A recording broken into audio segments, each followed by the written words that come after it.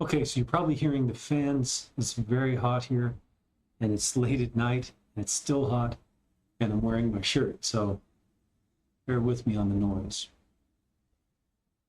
Today we're going to talk about Hebrews 13:17. This is extremely important verse for modern day evangelicals especially.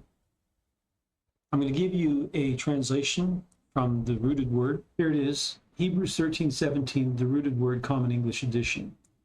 You must persuade yourselves into those who are ruling over you, and you must be weak under them through humility. For they are guarding and watch over your souls. In this manner they will be giving off a word laid forth, in such a way that they may be doing those things in the midst of cheerful graciousness, and not being in narrow straits over it.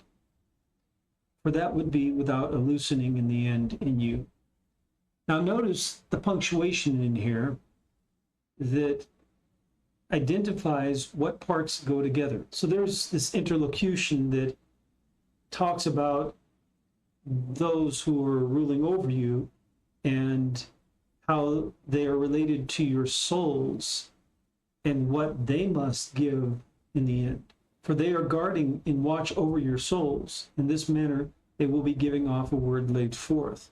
Now, in your translations, it makes it sound like they're going to give an account for your souls or for their work over your souls. But this is a word laid forth about your souls. It says, for they are guarding and watch over your souls. In this manner, they will be giving off a word laid forth about your souls that they've been guarding and watch over. Not an accountability for their work. But notice the two parts that go together, the beginning and the end. Where it says in such a way that they may be doing those things in the midst of cheerful graciousness, relates to the first part of you humbling yourself in weakness under them and persuading yourself into those who are ruling over you. So I think a lot of it's pretty self-explanatory when you start taking off the blinders that you have from evangelical culture. Just read it for what it says.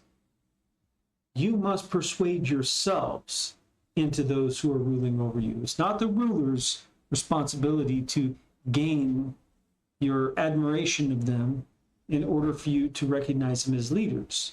It's not their obligation to do that. It's your obligation to persuade yourself into them as rulers over you. And yes, it does say ruling over you. It's actually stronger than that. It's where we get our word hegemony from. It's a tight, strict, militaristic ruling over you. And that's what it says in the text. And you must be weak under them through humility. It exactly says this. It's what the word means, is to be weak, to weaken yourself in humility underneath. And it's a command. You must be weak under them through humility. And I can't tell you how many Christians I meet who are so arrogant. I don't need to humble myself under authority. I don't need to be under authority. I don't need church. I don't need someone to tell me what the Bible says. God speaks to me directly. Now, there's one person I've been commenting with lately, trying to correct her. And this isn't specifically about you, but it may be pertinent to you, as you obviously can see that it is. But it's not just about you. It's about everyone who thinks this way. When you think that you don't need the leaders in the church because God speaks to you directly, the first thing you should do is question whether that really is God speaking to you. Second thing is to question whether that excludes your need for this, because God put this here. It's not budging. It's not going anywhere. You still must persuade yourselves into those who are ruling over you. And you still must be weak under them through humility. It's not going away. You must do this. Then it says, in such a way that they may be doing these things in the midst of cheerful graciousness, fighting with me, striving with me, disagreeing, opposing, not listening and asking questions and trying to learn from the treasures of God that have been entrusted to me as a leader. That does not make this true in such a way that I may be doing these things of guarding your soul in such a way that I may be doing those things in the midst of cheerful graciousness and not being in narrow straits over it. When you put me into strife and you start arguing with me and you start not quite committing sedition, but being pretty much on the border of it. But when you fight and fight tooth and nail, and everything you come up with some sort of opposition to, which is half-baked theology and half a verse here or a verse here, but not the other one that's over here that's even more pertinent. When you do this kind of thing, it puts me in narrow straits over watching and guarding your soul. I'm not in cheerful graciousness over it. I'm not in the midst of cheerful graciousness over watching and guarding your soul then. And this is not my responsibility to do. This is your responsibility to do. Because it's based on how you either persuade yourself or do not persuade yourself into those who are ruling over you. And whether or not you are weak under them through humility or not. And the final statement here is one of the most important parts of this verse. So if you do put the leader in narrow straits by not being weak under through humility and not persuading yourself into those who are ruling over, if you're not doing those things so that this leader is in cheerful graciousness, and I can name names of the people that I do interact with, caring for them as a leader, and which ones put me in narrow straits, and which ones put me into the midst of cheerful graciousness in ministering to them. Because they have that position of persuading themselves into me as I'm ruling over them.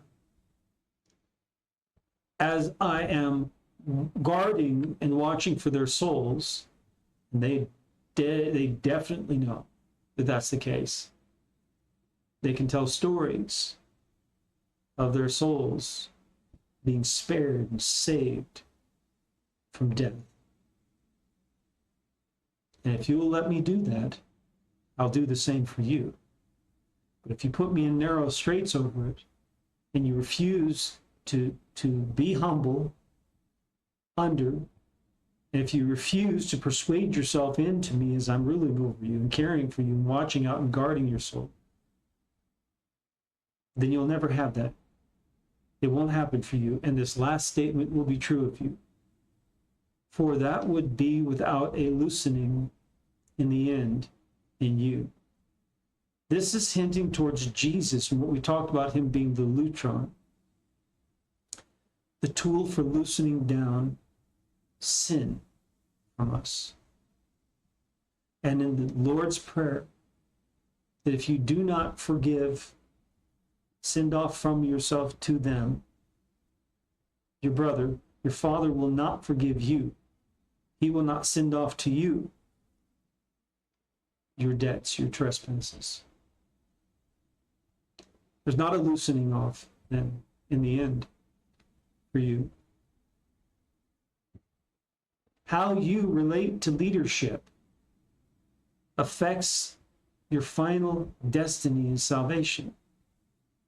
This verse says that. Now it's up to you to choose what you're going to do. You're going to continue to have a rebellious and stubborn heart, as Jeremiah said, then you've heard what your end is going to be. Now, if you're having trouble doing this, but you want to do this, then reach out to me. Send me an email and tell me that. Say, Ron, I'm having a terrible struggle over this.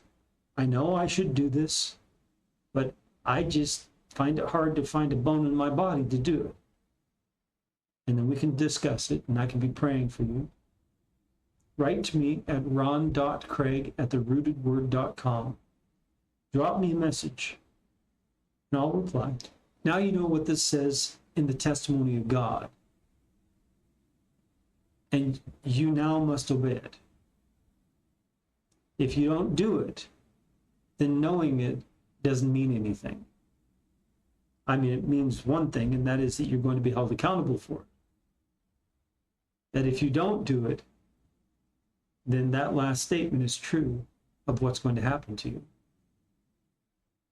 But I expect much better from those who are here at the channel, watching the videos on a regular basis and subscribing to the channel. By the way, get on over to my other channel, TRW Deep Bible, because I've published a couple of videos over there that I know most of you have not seen. You'll find a link to that in the description on this channel's page.